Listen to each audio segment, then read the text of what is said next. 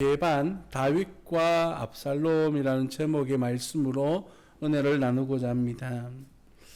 어린 나이에 사무엘로부터 왕으로 추대되는 기름 부음을 받았습니다. 그리고 나름 반짝거리는 성공과 함께 질투를 받기 시작한 다윗은 결국 10년이 넘는 시간 동안에 사울에게 쫓겨서 광야 같은 시간을 보내게 됩니다. 그 과정에서 다윗은 더욱더 신앙적으로 믿음적으로 성장하며 이스라엘의 지도자로서 인정받을 수 있을 만큼 성숙한 사람으로 변해져 있었습니다.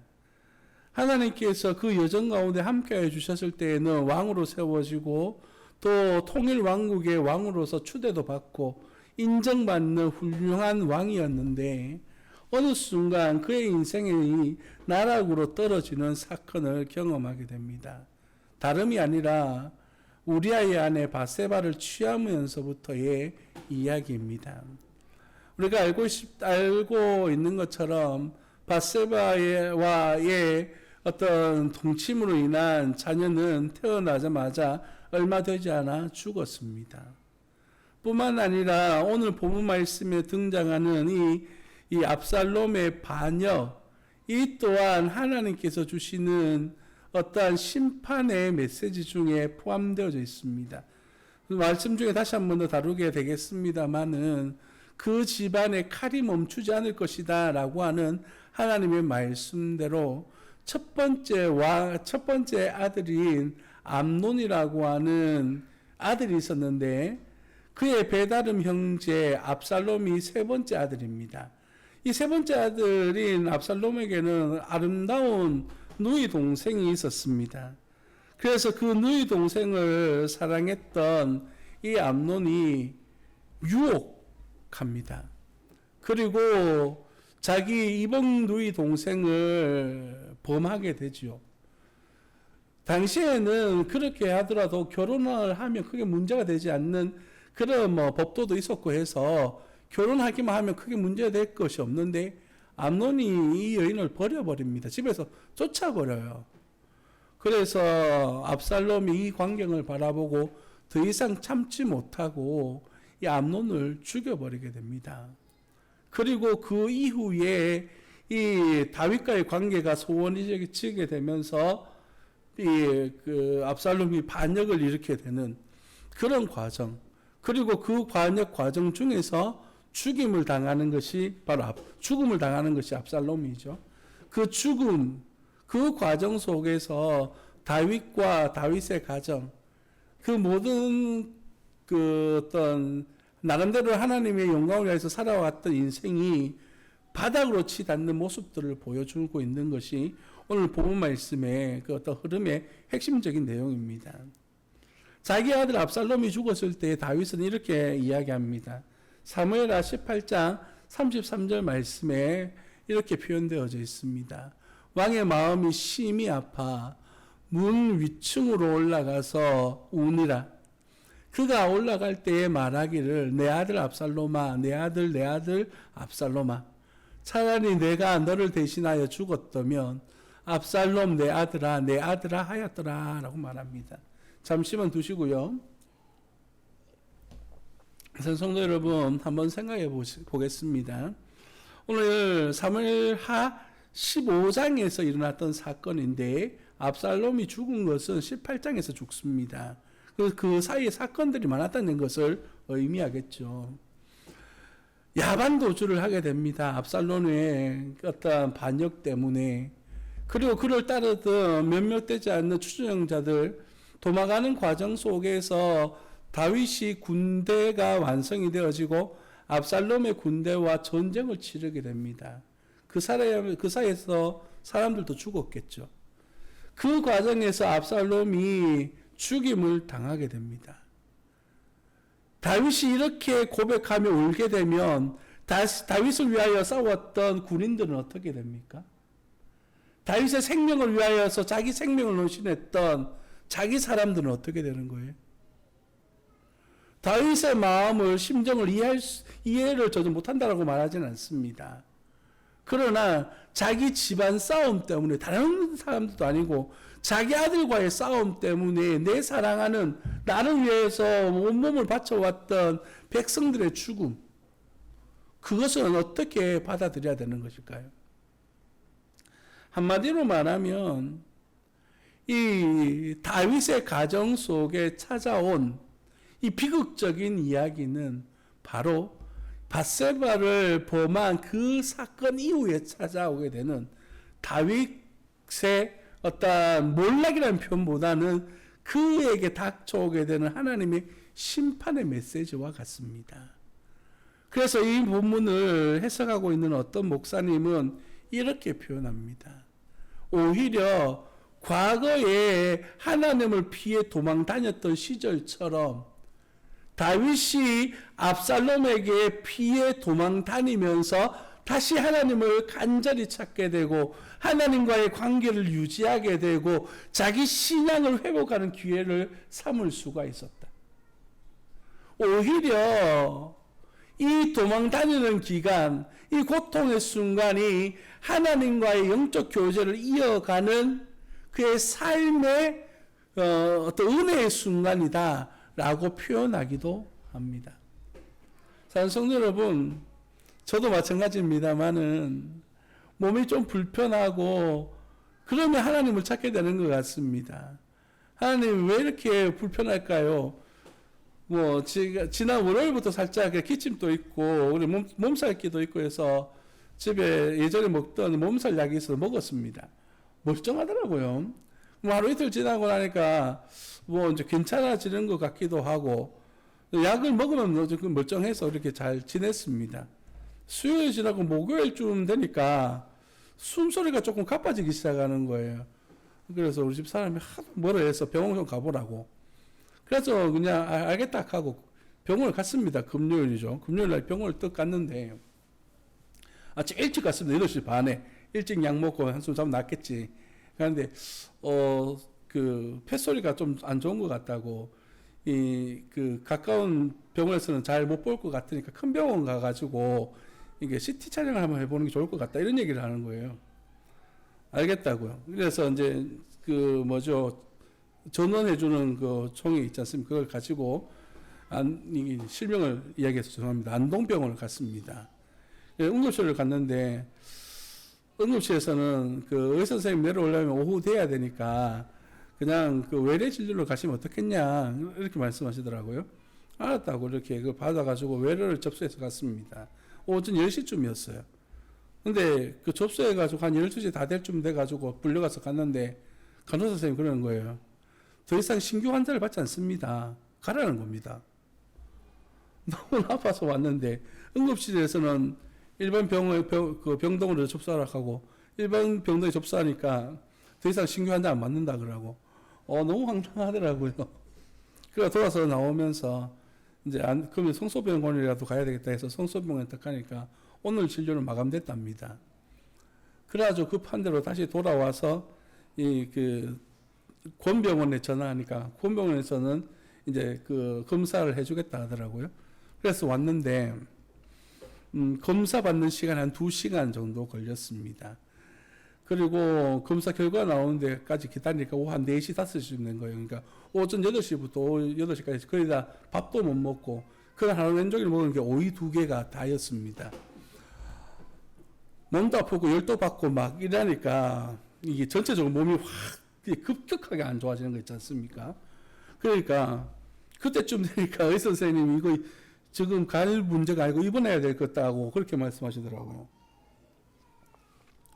제가 부정맥이 조금 있어서 열이 나고 몸이 좀 아프면 심장이 좀 빨리 뛰기도 하고 잘 안 뛰기도 하고 뭐 그렇습니다. 좀 쉬면 괜찮을 것 같다고 그래서 약을 먹고 쉬니까 좀 굉장히 많이 좋아졌습니다. 어제하고 오늘 보시다시피 이렇게 여러분하고 대화 나눌 수 있을 정도 되니까 좋습니다. 좋았는데 그러면서 자꾸 머릿속에 맴도는 것이 뭐냐면 역시 사람은 마음이 아프고 마음이 급해지니까 하나님을 찾게 되는구나. 이 병원 찾아다니면서 저 병원 찾아다니면서 하나님 왜 이럽니까? 몸이 좀 건강하면 내가 요즘 그 일이 좀 많습니다. 지금 성경학교 수련회 연합회 수련회도 지금 해야 되고 총회 수련회도 제가 준비하고 있는 부분이 있어가지고 이 여러 가지 지금 바쁜 상황 속에서 이 시간을 이렇게 보내면 안 되는데 그러면서 계속 이렇게 하나님 앞에 기도하면서 내 몸 관리 못한 내 잘못도 있고 등등을 하나님 앞에 기도를 했습니다. 사람이 마음이 몸이 또 환경이 변화가 되니까 하나님을 찾게 되어지게 되더라고요. 사랑하는 성도 여러분, 여러분은 어떻습니까? 오늘 본문 속에 등장하는 다윗은 하나님께서 은혜의 시간을 줬을 때는 승승장구하는 그런 삶을 살았습니다. 그러나 그가 범죄하고 그가 나쁜 선택을 했을 때 하나님은 그저 침묵하지 않습니다. 여기서 중요한 사실 하나는 뭐냐면 지난 시간에 살펴보았던 것처럼 다윗이 하나님 앞에 회개합니다. 철저하게 회개를 해요. 그래서 그 죄에 대한 용서는 받았습니다. 하나님께서 이 바세바를 취한 것에 대한 그 용서는 하셔요. 그렇지만 그 과정 속에서 있었던 사건에 대해서는 하나님이 침묵하실까요? 아닙니다. 이거는 놓치면 안 되는 것이 뭐냐면 우리가 책임져야 될 죄에 대한 책임에 대한 부분들과 회개에 대한 용서의 부분을 동일하게 보는 경향들이 있어요. 우리 하나님께서 우리에게 용서해 주시는 첫 번째 단계는 그겁니다. 우리의 죄에 대한 용서. 우리가 하나님의 백성으로서 올바른 삶을 살도록 이끌어주시는 인격적인 변화에 대한 그런 용서를 해주시고 그 다음 단계가 뭐냐면 내가 책임져야 될 죄에 대한 책임을 대신 져주시는 것이 있습니다. 여기에서는 두 가지로 적용되어 줄 수가 있는데 완전한 용서, 그 책임까지도 안 져도 되는 것이 있어요. 이런 경우는 믿음이 약한 사람이거나 이런 경우에는 주로 우리가 어린아이들 같은 경우에 큰 사고를 쳐도 뭐 어떻게 합니까? 그냥 사고 친 것을 그래 다음부터 그러지 않으면 돼 이렇게 용서를 해주거나 그냥 또 필요하면 이거는 조금 아이한테 기억을 남겨야겠다 싶어서 체벌을 하는 경우도 있지 않습니까? 그러나 성인은 어떻습니까? 잘못했으면 그래 네가 돈을 이만큼 훔쳐갔다며 그거 같이 가져와야 되지 않겠나? 라고 하는 행동으로서의 죄를 용서할 수 있도록 그 행동을 요구할 때가 있습니다. 이것은 하나님께서 사람을 어떻게 보시느냐에 따라 다른 거예요. 다윗 같은 사람은 단순한 믿음의 사람이 아닙니다. 그는 첫 번째로 하나님의 사람이에요. 왕이란 말이죠. 이 말은 모든 백성들의 모범이 되어야 될 책임이 있는 사람입니다. 그렇기 때문에 그가 잘못한 것에 대해서는 단호하게 하나님께서 말씀을 해주시는 거예요. 그 대신 다윗은 어떻게 했습니까? 선택할 수 있는 기회를 줘요. 하나님께서 너 하나님 앞에 맞을래? 사람들한테 맞을래? 세 가지 기회를 줬을 때 나는 하나님의 손에만 빠지겠습니다 라고 말하면서 자기가 선택할 수 있는 기회를 받기도 하거든요. 등등의 상황을 봤을 때에 하나님의 사람들 용서받는다고 해서 내가 책임져야 될 부분들도 내 마음대로다라고 생각하는 경우들을 있어서는 안 되는 겁니다. 과거에 밀양이라고 하는 영화가 있었습니다. 혹시 기억하십니까? 그 영화에 보면 이제 살인자가 사람을 죽입니다. 그리고 난 다음에 예수님을 믿게 돼요. 그래서 하나님께서 나의 죄를 용서하셨다라고 하면서 자유롭게 살아가요. 그런데 같은 교회에서 그 살인자에 의해서 죽임을 당한 엄마를 만나게 돼요. 그 엄마가 울면서 고백하는 내용이 뭐냐면 하나님이 용서해 주셨다라고 저렇게 자유롭게 사는데 나는 용서가 안 되는데 어떡합니까? 진정한 회개의 용서는요, 그 사람에게 가서 용서를 구하고 그 사람으로부터도 용서를 받는 것이 진정한 회개인 거예요. 이해가 되십니까? 오늘 본문 말씀이 우리에게 말하고자 하는 어떤 다윗 가문의 고통에 대한 이야기가 이와 같은 이야기입니다. 압살롬이 자기 누이 동생을 자기 친여동생이 배다른 형으로부터 잘못된 그 행동을 당함으로 어떻게 했습니까? 그 문제 해결하는 방법을 뭘 사용하냐면 살인을 사용해요. 죽여버린단 말이에요. 누구에게 배웠겠습니까? 아버지가 그렇게 행동을 해서 용서받으며 살아가는 것처럼 보여지는 거예요. 내가 왕으로서 누릴 수 있는 걸 누릴 수 있다라고 생각하는 겁니다. 그래서 문제 해결을 살인으로 선택하는 것이죠. 끝나지 않습니다. 그리고 도망갔다가 자기 어머니 고향이 암몬 지역으로 도망가 3년간 살다가 요압을 충동질해서 다시 예루살렘으로 돌아옵니다. 다윗 입장에서는 이 압살롬을 볼 수가 없어요. 왜요? 압살롬이든 죽임을 당했든 암논이든 다 자기 아들이잖아요. 둘 다 잘못한 왕자들인 거예요. 누구를 용서한다는 것은 누구에게 대해서는 죄를 짓는 것과 마찬가지이기 때문에 2년간 보지 않습니다. 그때 또다시 요압이 나서가지고 압살롬과 화해를 시켜줘요. 그래서 이 압살롬과 다윗이 화해를 하고 난 다음의 이야기가 오늘 본문 말씀의 이야기예요. 15장 1절에 그 후에라고 하는 단어가 바로 이렇게 압살롬과 다윗이 화해한 다음에 라는 뜻입니다. 그래서 압살롬이 자기를 위하여 무엇을 만듭니까? 병거와 말들을 준비하고 호위병 50명을 그 앞에 세우니라. 성도 여러분, 화해했습니다. 그럼 어떻게 해야 됩니까? 아버지를 위해서 자숙하고 아버지 나라를 위해서 잘 섬겨야 되겠죠. 그런데 그가 하는 일이 뭐냐면 자기를 위한 병거와 말들을 준비합니다. 출애굽기 17장 16절 말씀을 한번 올려주시겠습니까? 네. 그는 왕을 이야기합니다. 그는 병마를 많이 두지 말 것이요 병마를 많이 얻으려고 그 백성을 애굽으로 돌아가게 하지 말지니 이는 여호와께서 너희에게 이르기를 너희가 이후에는 그 길로 다시 돌아가지 말 것이라 하셨으며 라고 기록합니다.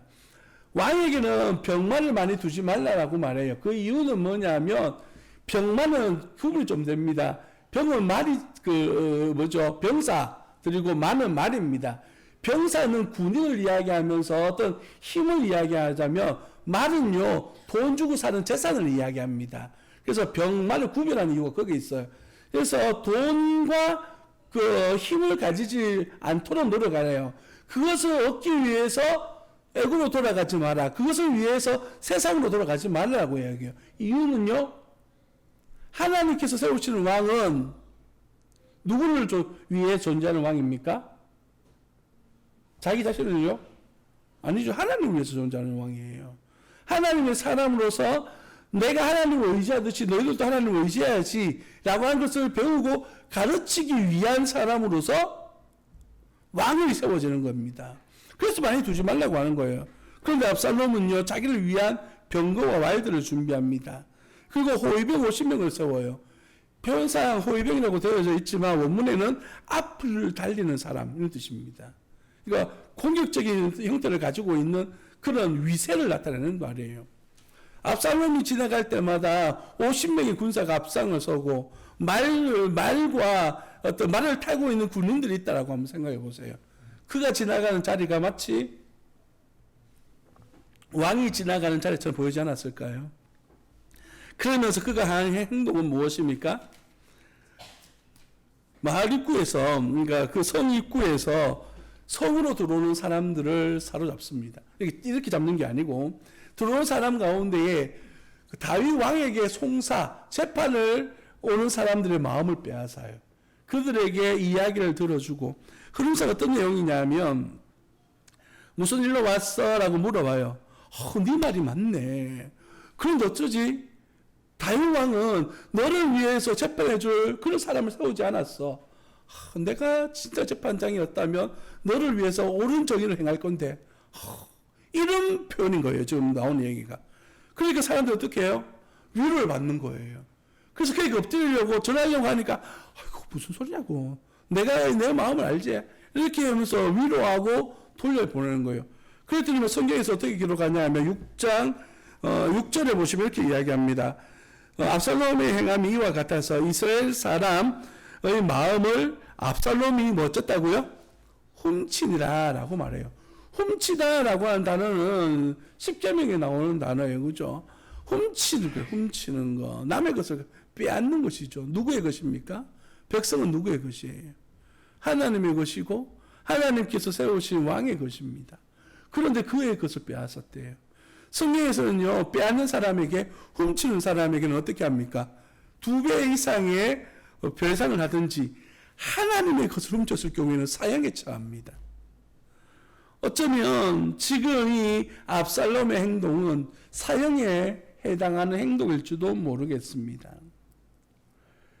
그가 하는 행동들은요, 마치 자기가 선을 행해서 그들에게 환심을 사는 것처럼 보이지만 목적은 무엇입니까? 그렇죠, 반역입니다. 다윗을 몰아내고 내가 그 자리를 차지하겠다. 잠언 20장 17절 말씀에 보면 속이고 취한 음식물은 사람에게 맛이 좋은 듯하나 후에는 그 입에 모래가 가득하게 되리라 라고 그렇게 말합니다. 결국 이 속이는 일은 하나님과 하나님의 은혜 안에서는 정직하지 못한 모습으로 나타나게 되는 거예요. 7절에 보니까 4년의 시간이 지났습니다. 이 4년의 시간이 주는 의미가 무엇일까요? 준비가 된 거예요. 그래서 그는 헤브론으로 내려가서 내가 왕이 되어졌다라고 소리 지릅니다. 그 과정에서 왕이 되어졌다라고 하는 사실을 드러내는 방법이 3가지가 등장하는데, 첫 번째는 이스라엘 모든 지파의 정탐꾼을 보냅니다. 간첩들을 보내죠. 그래서 이미 준비 놓은 사람들에게 헤브론에서 압살롬이 왕이 되어졌다라고 전국적으로 불길을 일으켜라 라고 요구합니다. 두 번째는요, 압살롬이 예루살렘에서 떠날 때에 영문도 모르는 200명을 데리고 나가요. 다시 말해서 다윗 왕이 압살롬에게 가서 예배하고 와 하니까 압살롬이 나 따라갈 사람 하니까 압살롬에게 마음이 옮겨졌던 사람들은 예배하러 가는데 나도 따라가야지 하면서 따라갔던 사람이 200명인 거예요. 또 가다 보니까 반역이다 이러니까 이 사람도 어떻게 되는 겁니까? 갑자기 지지자들로 바뀌어버린 거예요. 모양새가. 그러니까 예루살렘에 있는 다윗과 그 신하들 입장에서는 지금 온 나라가 반역의 불길로 타오르고, 그리고 예루살렘에서도 지지자가 200명이나 따라가고, 그러니까 위험천만해지는 거죠. 세 번째, 그 반란군의 모사가 있는데 아히도벨이라고 하는 사람이 등장합니다. 이 사람은 10년 동안 다윗의 최측근으로서 다윗을 위해서 살았던 사람이에요. 근데 이 압살롬의 반역에 동참합니다. 이유가 무엇일까요? 우리가 잘 알고 있는 것처럼 밧세바의 할아버지입니다. 결국 이렇게 엮여가는 겁니다. 그래서 자기의 손녀딸을 가장 어렵게 만들었던 원수와 같은 그 사람을 배신하고 그 아들, 그 집안이 망하는 일에 동참하게 되는 것이죠. 성경에는 기록되어져 있지 않지만 4번째 생각해 볼 수 있는 것은 사울의 잔당들도 이 일에 동참하지 않았을까요? 결국엔 다윗은 도망하게 됩니다. 그 도망하는 과정에서 그는 이렇게 이야기합니다. 14절에 보면 다윗이 예루살렘에 함께 있는 그의 모든 신하들에게 이르되 일어나 도망하자. 그렇지 아니하면 우리 중 한 사람도 압살롬에게 피하지 못하리라. 빨리 가자 두렵건대 그가 우리를 급히 따라와 우리를 해하고 칼로 성읍을 칠까 하노라 라고 말합니다. 우리가 잘 알고 있는 것처럼 다윗은 굉장한 군인입니다. 충분히 어쩌면 막을 수도 있을 거예요. 그런데 다윗이 도망하는 이유는 뭘까요? 첫 번째는 내전을 피하기 위해서입니다. 거기서 전쟁 치르면 죽는 것은 백성들이고, 그리고 자기가 사랑하는 이 다윗성이 파괴되는 겁니다. 그러니까 도망할 수밖에 이 상황 속에서. 자기 집안 싸움에 다른 사람들의 희생을 치르는 것은 용납되지 않았습니다. 도망갑니다. 그런 과정 속에서 한 사람이 소리를 질러요. 사무엘하 16장 10절 말씀입니다. 사무엘하 16장 10절 왕이 이르되 수르야의 아들들아 내가 너희와 무슨 상관이 있느냐? 그가 저주하는 것은 여호와께서 그에게 다윗에게 저주하라 하심이니 네가 어찌 그리하였느냐 할 자가 누구겠느냐 하고, 도망가는 과정 속에서 이제 시므이라고 하는 사람이 소리 지릅니다. 사울의 집안 사람이에요. 다윗, 네가 지금 도망가는 이유는 네가 사울 집안을 멸망시켰기 때문 아니냐라고 막 저주하고 소리 지르고 따라다니면서 이게 도망가는 다윗을 어렵게 만드는 거예요. 그래서 수르의 아들이 내가 당장 가서 죽여버리겠습니다, 그렇게 이야기해요. 그때 다윗이 한 말이 저 말이에요. 놔둬라. 자기가 지금 하는 말이 하나님께서 내게 하시는 말씀입니다. 다윗은 이 과정을 단순하게 받아들이지 않습니다. 자기가 저지른 죄악에 대한 그 책임을 하나님이 물으신다라고 하는 사실로 인정하고 우리 하나님 앞에 순종하는 모습을 지금 보여주고 있는 거예요. 다윗이 왜 위대하고 왜 하나님이 인정하시는 하나님의 사람으로 쓰일 수 있는가? 그것은 자기의 잘못을 인정할 줄 아는 하나님의 사람이기 때문입니다. 앞서 말씀드렸습니다마는 사무엘하 12장 말씀에 보면 다윗을 향하여 주신 하나님의 말씀이 있습니다. 이제 네가 나를 업신여기고 햇사람 우리아의 아내를 빼앗아 내 아내로 삼았은즉 칼이 내 집에서 영원히 떠나지 아니하리라 하셨고, 여호와께서 또 이와 같이 이르시기를 보라, 내가 너와 내 집에 재앙을 일으키고 내가 내 눈앞에서 내 아내를 빼앗아 내 이웃들에게 주리니 그 사람이 내 아내들과 더불어 백주에 동침하리라. 파란색 두 개가 이루어진 사건입니다. 방금 말씀드린 거, 칼은 지금 압살롬 집에 계속 압살롬, 암논 다 죽는 과정 속에서 사람들이 죽어나가지 않습니까? 그 아들들이. 그리고 오늘 보면 16절에 보면 도망가는 과정에서 후궁들을 남겨둡니다. 그 후궁들을 남겨두는 것이 다윗 입장에서는 가족이니까 설마 건드리겠나 라고 생각했는데 압살롬은 그런 생각이 아니었던 것 같습니다. 그래서 결국엔 후궁들이니까 어쩌면 자기 엄마들일 수 있잖아요. 얘들 범하는 그런 범죄를 저지르게 되는 겁니다.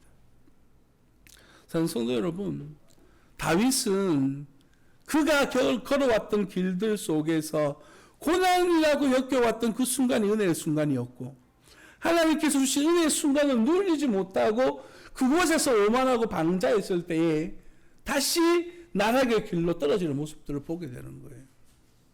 우리가 배워야 될 그의 인생 가운데서 가장 큰 교훈은 바로 이와 같은 것 아닐까요? 주님께서 우리에게 주신 은혜의 시간들을 은혜로 누리고 하나님 앞에 영광 올려드릴 수 있는 하나님의 자녀들이 되시기를 예수님 이름으로 축복합니다.